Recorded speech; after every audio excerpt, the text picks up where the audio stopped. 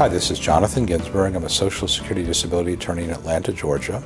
And I want to talk to you today about the 3 winning strategies you can use when you file for Social Security Disability, how you can win your case. And basically, there are 3 ways you can win your case. Method 1, or argument 1, is do you meet a listing? And the listings are where Social Security has identified specific medical issues that are so severe on their face that you are automatically disabled. We can assume that you have work activity limitations that would arise from your medical problems. For example, you meet a listing if you have an amputated leg. You would meet a listing if your heart is pumping about 20%. You might meet a listing if your lung capacity is below a certain measure on various cardiopulmonary function tests. So there's a whole bunch of listings. The listings are divided up into 14 body systems. I'm going to give you a link here if you want to look at the listings, but they're very, very specific, and typically they're going to ask for objective tests. And that's how you meet a listing. Now, most of the listing level cases are caught early by the adjudicators at the state agency when somebody applies for benefits. So most of the time when I go to a hearing, I'm not arguing for a listing. I'd say about 10% of the time, cases at a hearing end up being listing level cases. But again, if you have a significant medical issue and you think you might meet a listing, then certainly argue for it. Try to include the listing you think you meet when you apply for benefits to make the adjudicator's life a little bit easier. Now, the second way you can win a case is something called the grid rules.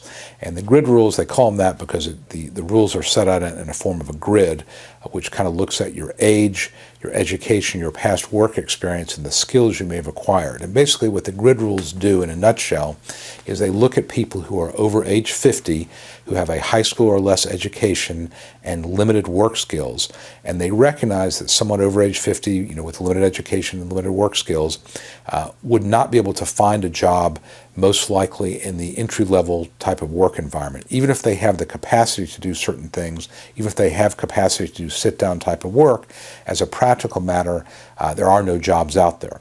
Now, when you hit age 55, it becomes a little bit easier because, again, even people who can do light type of work, there's going to be less jobs out there. So, and as you get older, as you get hit 60, it's even easier. So basically, anybody who's over age 50 with a physical impairment should look at the grid rules. I've got a website called gridrules.net you can look at for more information about them. But the grid rules are a good way to win quickly, even if you have some capacity to work, if you're over age 50 with a physical problem and limited education, limited work skills. Now, the third way to win a case, which is probably the most common way at hearings, is called functional capacity.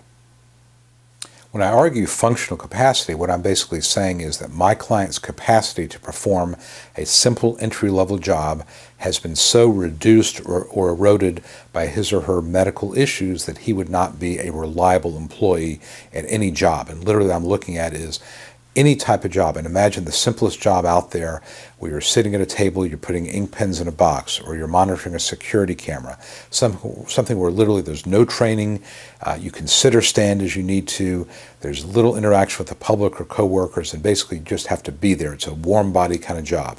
The question is, could you perform a simple entry-level type of job, or would you not be able to do it because your back pain is such that you can only sit for 10 or 15 minutes at a time and 2 hours a day total, or that your concentration has been so impacted by severe depression that you would not behave in an emotionally stable manner. You might have crying spells, or that you have significant knee problems where your pain is so severe that you cannot focus or concentrate, or you have migraines that cause significant concentration problems. Or another example, I win a lot of cases on bathroom issues. People who have to go to the bathroom 3 or 4 times an hour because they are on diuretics or because they have some sort of gastrointestinal issue. Those are ways to argue functional capacity. So we can get very creative when we're arguing functional capacity.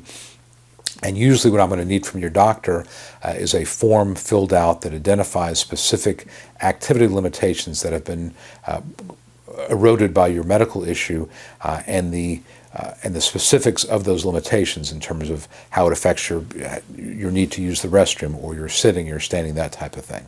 And I use a functional capacity form that I get the doctor to fill out, submit that, and along with testimony, that's usually a winning formula.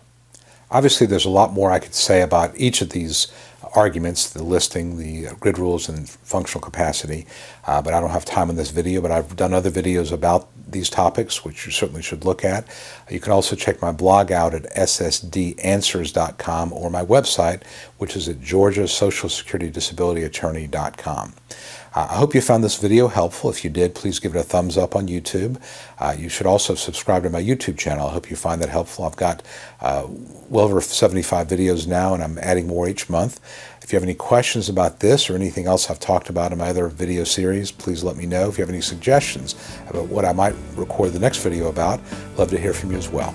Again, I'm Jonathan Ginsberg. I do hope you found this helpful, and I hope to hear from you soon. Thanks a lot.